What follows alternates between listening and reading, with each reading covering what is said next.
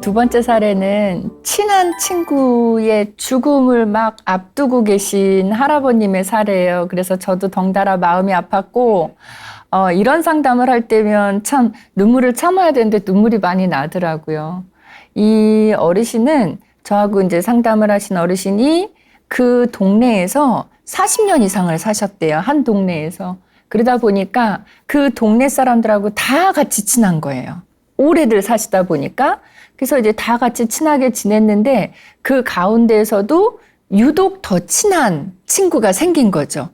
근데 동네 사람들이 늘 그냥 뭐 어느 정도 다 친하게 지냈지만 이 친구분하고는 처음부터는 아니고 3년 전쯤부터 아주 많이 친해지는 계기가 있었대요. 그래서 많이 친해지셔서 이 친구분 내외하고 지금 저하고 상담하신 김씨 어르신 내외하고 네 분이서 그렇게 여행을 잘 다니셨대요.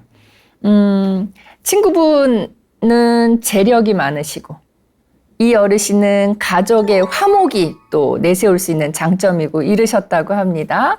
그래서 이 동네에서 어떻게 사람들이 평가를 하냐면 김씨 어르신에 대해서는 저 김씨는 자식 농사를 참 잘 지었어 이런 얘기를 많이 듣는 분이고 그 친구 어르신은 빌딩이 몇 채야 도대체 어떻게 하면 저렇게 돈을 많이 모아 이런 얘기를 듣는 분이시래요. 근데 각각의 이제 갖고 있는 거를 쓰면서 친구가 되셨죠. 자, 이 친구 어르신은요, 딸만 셋이래요. 근데 이 딸 셋이 다 이혼을 하셨대요.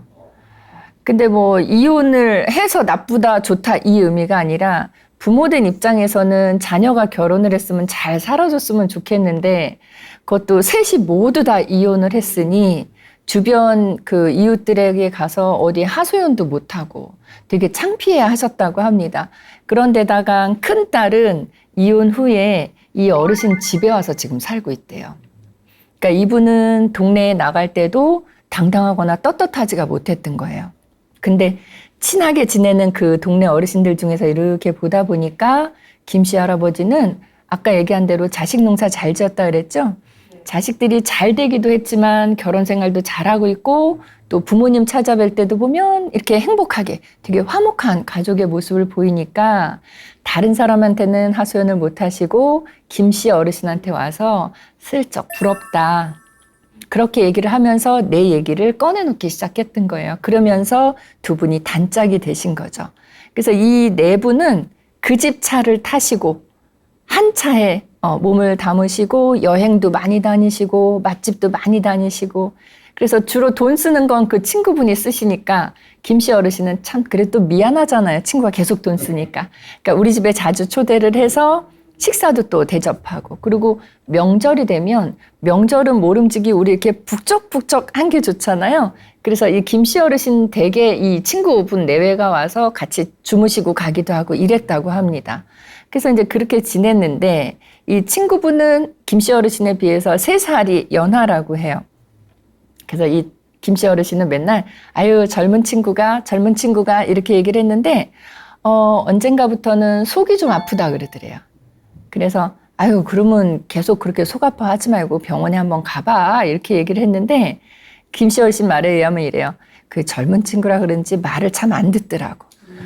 병원에 가보라 그래도 병원에 그렇게 안 가더래요. 그러니까 이제 젊다 이거지 뭐 이런 식으로 그렇게 농담으로 했는데 병원을 너무 안 가는데 속은 계속 아프다고 하니까 김씨 어르신이 아예 병원을 예약을 해줬대요. 병원을 예약하고 병원 가기 싫어하니까 병원 갈 때도 김씨 어르신이 같이 데리고 갔대요. 그래서 병원을 갔는데 병원에 가던 날 그 병원에서 뭐라 그랬냐면 좀 큰 병원으로 가보세요. 그날 처음 가던 날인데 바로 그렇게 얘기를 해서 뭐가 조금 이상이 있나 보다 하고 큰 병원을 또 예약을 해서 같이 갔대요. 둘이 갔는데 그 큰 병원에서 암이라는 진단을 받았고 암이 상당히 많이 진행이 됐다 그러더래요. 그래서 이제 그때부터는 제가 말씀드린 앞에 그 행복했던 시간들하고 완전히 바뀌어버린 거예요. 그래서 가족들하고 의논을 해서 수술을 받으셨대요. 이 친구분이 수술하시고 지금 한 2달 정도 지난 후라고 하는데 수술이 수술 받으면 나아질 겁니다라는 어떤 희망을 가지고 했던 게 아니라 워낙 이게 말기셨기 때문에 그래도 해볼 수 있는 거를 최대한 해보자라는 의미로 했기 때문에 큰 기대를 하지 않았대요. 근데 역시나 수술을 했음에도 불구하고 이제 곧 임종을 맞이하게 될 것 같아서 준비를 하고 계시다고 합니다. 그래서 이제 그런 상황이 되니까 김 씨 어르신은 또 스스로를 자책하시는 거예요. 내가 괜히 아는 체를 해가지고 그냥 놔둘 걸. 그냥 놔뒀으면 지금쯤 우리 동네에서 나랑 즐겁게 지냈을 텐데 괜히 내가 병원에 가라 또 병원 예약도 하고 같이 손 끌고 가고 그래서 이게 뭐냐고.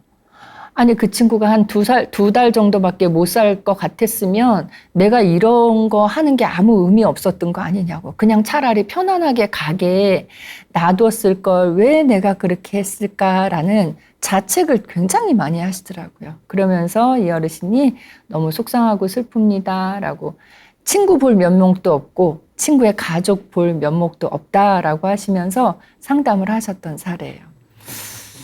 그래서 몰랐으면 더 오래 갈 수도 있었어요. 그러게요. 그런 얘기 한 것 같아요. 그래서 제가 이제 이 어르신하고 얘기를 나누면서 그런 생각해요. 우리가 살아가면서 저글링 얘기 많이 하거든요. 공 여러 개 이렇게 한 손으로 얹는 거 있죠. 그거 할 때 마지막까지 떨어뜨리지 말고 손에 쥐고 있어야 될 게 뭘까? 이런 얘기 많이 해요. 그러면 이제 노년기에 저글링을 할 때는 그럼 뭐를 끝까지 쥐고 있어야 될까? 돈일까? 건강일까? 또 사랑이라는 공일까? 가족일까? 친구일까? 등등등 생각해 봤을 때 이제 정답은 어르신마다 다 다르게 생각을 하시겠죠. 나는 끝까지 쥐고 있어야 될 공이 건강인 것 같아요. 이렇게 대답하시는 분들도 계시는가 하면 지금 이 어르신처럼 친구요. 친구 공이 제일 중요한 것 같아요. 이렇게 대답하실 수도 있을 것 같아요. 자, 이 어르신은 어쨌든 그동안 3년 남짓 친구하고 좋은 추억을 많이 갖고 오셨는데 지금 이런 상황이 돼서 굉장히 마음 아파하시는 것 같아요. 근데 너무너무 시무룩해 하시면서 죄책감을 느끼시는데 제가 거기다 그렇게 말씀드렸어요. 저는요, 어르신 생각하고 조금 다릅니다. 어르신이 그렇게 병원에 데리고 가고 해서 병에 대해서 알게 된 게 저는 다행이라고 생각을 합니다. 우리가 짧은 시간을 앞으로 살 수 있게 된다 해도, 즉 나의 여생이 조금밖에 안 남았다 해도 내 인생을 내가 스스로 마무리하고 정리하고 생을 마감할 수 있는 게 더 좋은 방법이 아닐까요? 이렇게 또 말씀을 드렸거든요. 근데 선생님들은 또 어떻게 생각하세요? 한번 생각해 보세요. 선생님들이 지금 이 어르신처럼 한 2달, 3달 이 정도. 우리 사실 가정하기 별로 유쾌한 얘기는 아닌데 우리 삶이 얼마 남지 않았다고 할 때 주변에서 그걸 나에게 알게 해주는 게 좋을지 아니면 그냥 숨겨주는 게 나를 배려한다는 이유로 말 안 하고 있는 게 좋을지 한번 표시를 해줘 보실까요? 나는 말해줬으면 좋겠습니다 하시는 분은 이렇게 일을 하시고 나는 그냥 말 안 해줬으면 좋겠습니다 하시는 분은 해서 한번 의견을 표현해줘 보세요. 하나, 둘, 셋. 그러니까요. 지금 3대 1이시거든요. 말을 해줬으면 좋겠습니다 하는 분들이 의견이 많으세요. 근데 이게 젊은 분들하고 또 연세가 많은 분들의 예일 때 또 대답이 달라지고요. 나에 관한 질문일 때 하고 내 부모님에 관한 질문일 때 하고 또 대답이 달라지더라고요. 근데 저는 결론적으로 이분이 내 병에 대해서 알게 됐고 또 할 수 있는 거는 이렇게 수술까지 다 해봐서 후회 없이 생을 마감하실 수 있지 않을까 하는 생각도 해봤고 지금쯤은 이 정도 되셨다고 하면 우리 이제 그 주변의 분들은 헤어지는 거에 대한 준비를 좀 하실 수 있어야 될 것 같아요. 이런 경우도 있어요. 어떤 분이 이렇게 편찮으시다가 돌아가시는 경우 하고요. 우리 그런 얘기 하죠. 어르신들 편찮으시면 김병에 효자 없다. 김병에 효자 없다라고 얘기를 할 때는요. 내가 이 부모님에 대해서 기꺼이 해드릴 수 있는 거는 다 해드린 후에 지쳐있는 상태거든요. 근데 부모님이 갑자기 돌아가시잖아요. 그럴 때는 또 분노와 원망이 생긴대요. 왜냐하면 내가 이것도 해드리고 싶었고 저것도 해드리고 싶었고 이런 말씀도 드리고 싶었는데 그럴 기회를 전혀 안 주고 가신 거에 대해서.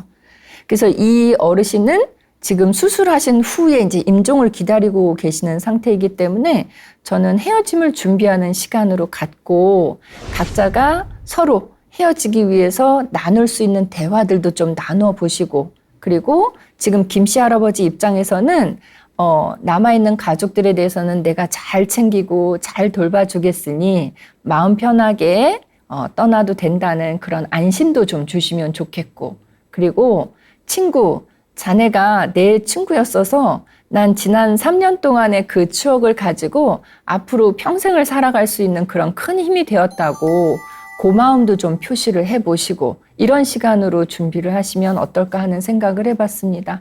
그런 이야기와 더불어서 좀 실제적인 내용도 필요할 것 같아서 호스피스 기관에 대한 안내도 해드렸어요. 근데 우리나라의 호스피스 기관들이 그래도 많이 만들어져 있고 오래전부터 활동해오던 그 기관들도 많이 있어요. 근데 많은 분들이 제가 호스피스 기관을 연결을 해드렸을 때 이런 말씀들을 하시더라고요.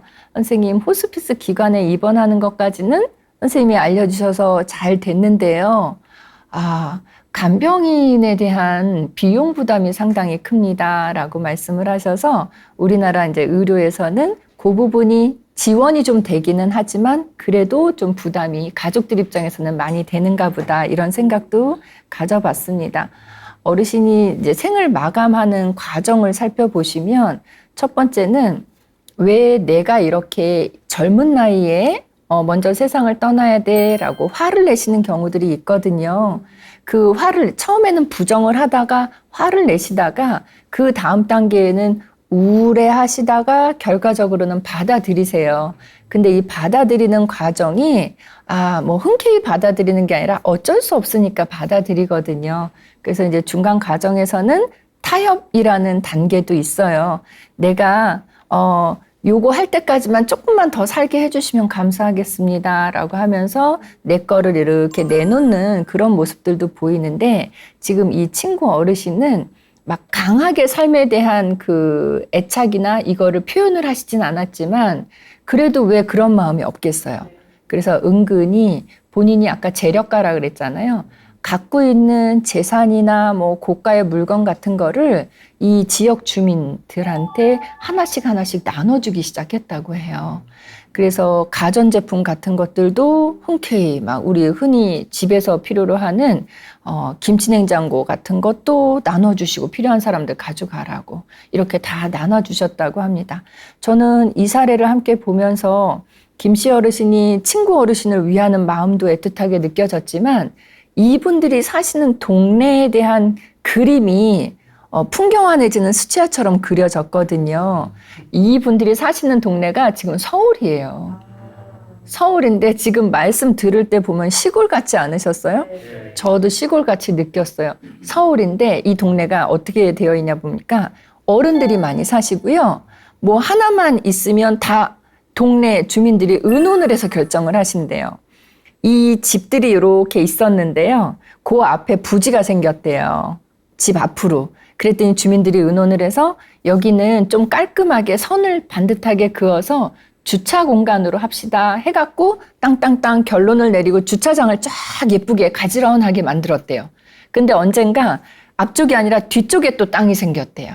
어떻게 생겼냐면 뒤쪽에 학교를 새로 만들면서 그 이제 경계선을 담을 쌓고 하는데 공간이 이만큼이 생겼대요. 그래서 주민들이 의논을 하면서 우리 그 애들도 방문하고 그러면 차의 대수가 늘어나니까 뒤에도 주차장으로 깔끔하게 이렇게 만들까요? 라고 의논을 했는데 어떤 분이 애들이 오는 거는 가끔 오는 거니까 우리들이 필요한 거로 만듭시다 해서 뒤에는 또 선을 그어서 텃밭으로 만들었더라고요. 그래서 이렇게 했어요. 요 네모칸은 101호, 요 네모칸은 102호 이렇게 딱딱 권역을 나누어서 텃밭으로 해서 그 텃밭이 마치 시골에 있는 밭처럼 거기에 평상도 갖다 놓으시고요. 그래서 이 동네 주민들이 가끔 거기 모여갖고 뭐 여러 가지 식사도 함께 하시고 이런 사랑터 같은 예, 사랑방 같은 그런 분위기로 만들고 계셨어서 참 분위기가 좋다 이런 생각도 가져봤습니다. 어쨌든 동네 주민이 40년 이상 모두가 다 친하게 지내신다는 것도 저는 참 부러운 일이었고요. 이렇게 단짝 친구가 있으셨다는 것도 부러운 일이었어요. 제가 생각에는 친구 어르신이 언제가 될지 모르지만 이제 생을 마감하실 때 아마 그 친구가 있어서 마음 든든하다라고 생각하시면서 든든한 마음을 갖고 먼 여행을 가시지 않을까 하는 그런 생각에서 참 그래도 보기 좋았던 어르신들의 우정을 볼 수 있었던 그런 사례였습니다. 자, 이번 사례 보시면서 혹시 궁금한 점 있으시면 질문 주시면 답변 드리겠습니다. 말씀하시죠. 저희 부모님도 건강검진을 하시면 좋을 텐데 저희가 예약을 해드린다고 해도 안 가시려고 하십니다. 왜 그러시는지 이해를 못 하겠습니다. 이해 못 하실 것 같아요. 워낙 젊으신 분이셔서 어르신들은 사실 병원 가는 거 별로 안 좋아하세요. 뭐 젊은 분들은 좋아하는 분도 있고 안 좋아하는 분도 있는데 어르신들은 많이들 안 좋아하시는 분들이 더 많으세요. 왜냐하면 그런 이유가 있대요. 병원에 갔을 때 큰 병이라고 얘기 들을까 봐. 그러니까 이제 두려움이 있는 거예요. 그래서 좀 웬만하면 안 가보려고 그렇게 생각하시는 경우 있고 또는 돈이 많이 들기도 한다 이 생각하시고 그래서 겉으로 표현하실 때는 아예 그냥 그 돈 갖고 맛있는 거 사 먹자 이렇게도 얘기를 하신다고 하는데 제가 상담을 하면서 느꼈던 점 중에 제일 큰 건 그거였던 것 같아요. 이제 연세가 드시니까 질병이 이제 계속 하나 둘씩 생기는 나이대잖아요. 그러다 보니까 이제 큰 병이라고 얘기를 들으면 그 다음은 내가 어떻게 처리를 해야 될까 이거에 대한 두려움 때문에 많이들 병원 가시는 걸 꺼려 하시는 게 아닌가 하는 생각입니다. 어르신들 질병과 관련해서 많은 얘기들을 이제 하게 되는데요. 65세 이상 어르신들이 제일 많이 겪고 계시는 질병은 고혈압으로 나타났어요. 고혈압이 상당히 많고 제가 오늘 그 말씀 시작할 때 우리나라 사망 원인의 1위는 암이고 2위는 심장질환입니다. 등등등 해서 5위까지만 말씀을 드렸는데요. 그 외에도 사망과 관련되는 그 질병 중에 당뇨도 있었고요. 우리 그냥 치매하면 그냥 뭐 그런 증상이 있는 거다 이렇게 생각하는데 치매도 또 사망과도 관련이 있고 이렇게 됩니다. 그래서 어르신들 관련해서는 지금 질문을 잘 주셨는데 싫으신 거는 저도 알겠지만 건강검진을 정기적으로 주기적으로 하시는 거는 상당히 중요한 부분이라고 생각이 듭니다. 예전에 우리 지금은 평균 수명이 굉장히 길어졌다는 얘기 하잖아요. 옛날 우리 임금님 계시고 왕 있고 이런 시절에는 우리나라 평균 수명이 몇 살이었냐면 국민들의 평균 수명이 30몇 살이에요. 그러니까 지금은 우리나라 평균 수명이 83세가 넘어갔거든요. 근데 30몇 살이었던 거예요. 근데 그때 국민들이 30몇 살 평균적으로 살 때에도 그 시절에도 임금님의 평균 수명은 40몇 살이었어요. 그러니까 10년 이상 차이가 난 이유가 여러 가지가 있겠지만 그때 고서에서 이렇게 기록돼 있더라고요. 건강검진, 지금으로 치면 건강검진을 굉장히 정기적으로 자주 해드렸대요. 물론 몸에 좋다는 것도 많이 드시게 했겠죠. 임금님이니까. 근데 그것만 해드린 게 아니라 건강 체크를 굉장히 열심히 했다는 얘기가 나와요. 그래서 우리가 이제 길을 갈 때도 조금이라도 벗어나면 이렇게 다독여서 원래 방향으로 갈 수 있도록 하는 것처럼 건강검진을 자주 정기적으로 하시다 보면 건강에 조그만 이상이 생기면 그걸 치료해서 원래 건강 상태로 갈 수 있는데 건강검진을 안 하신 채로 계속 지내시다 보면 이상이 생긴 게 계속 생겨나니까 나중에는 치료로서는 회복되기 참 어려운 그런 상황이 되지 않나 하는 생각을 해봅니다. 그래서 처음에 말씀드린 것처럼 건강관리 할 때 운동하시는 것도 중요하지만 건강검진 정기적으로 하시는 것도 필요할 것 같고요. 더불어서 영양관리 잘 하시는 것도 좋을 것 같습니다. 건강관리 하실 때 뭐가 제일 중요할까? 사람마다 다 다르시지만 얼마 전에 노인 요양시설에서 뵀던 어르신 사례를 하나 말씀드리면 도움이 될 것 같습니다. 100세가 넘으셨는데 그 요양시설에서 건강이 제일 좋으셨어요. 그 어르신이. 그래서 왜 그러신가 여쭤봤더니 그 요양시설에 계시는 어르신들 중에 치아 상태가 제일 좋답니다. 치아 상태가 좋으시기 때문에 영양 관리, 영양 섭취하는데 어려움이 없으셨던 거예요. 그래서 영양 공급이 제대로 잘 되니까 건강을 유지하실 수 있었다. 그래서 100몇 명 계시는 요양시설 중에서 이 요양시설 어르신 중에서 이 어르신이 건강이 제일 좋았다고 그렇게 얘기를 합니다. 그래서 우리 건강관리의 중요성 다시 한번 생각해 볼 수 있게 했던 그런 사례였습니다.